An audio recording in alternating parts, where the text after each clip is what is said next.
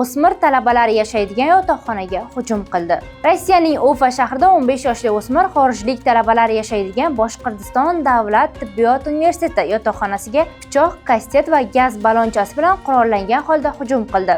Dastlab e'tiborni jalb qilish uchun petarda portlatgan, so'ngra odamlarga tashlangan. Shuningdek, ushbu hodisa oqibatida 6 kishi jarohatlangan va ular orasida esa 21-24 yoshli 4 nafar talaba, 1 nafar voyaga yetmagan shaxs va 35 yoshli qo'riqchi bo'lgan. Barcha jabrlanuvchilar kasalxonaga yotqizilgan. Ushbu yotoqxonada esa asosan Hindiston va Afrika davlatlaridan kelgan talabalar yashaydi. Universitet rahbari jarohatlanganlar orasida 4 nafar Hindiston fuqarosi borligini ham ma'lum qildi. Mazkur holat bo'yicha bir nechta shaxsni o'ldirishga suiqasd qilish hamda huquqni muhofaza qiluvchi organ xodimiga tajovuz qilish moddalari bilan jinoyat ishi ochildi. Shu bilan birga Boshqirdiston rahbari Radiy Xabirov jabrlanganlarning qarindoshlariga Rossiyaga kelishda yordam qilishga va'da bergan. Talabalar haqida eng so'nggi xabarlar Avlod Mediada.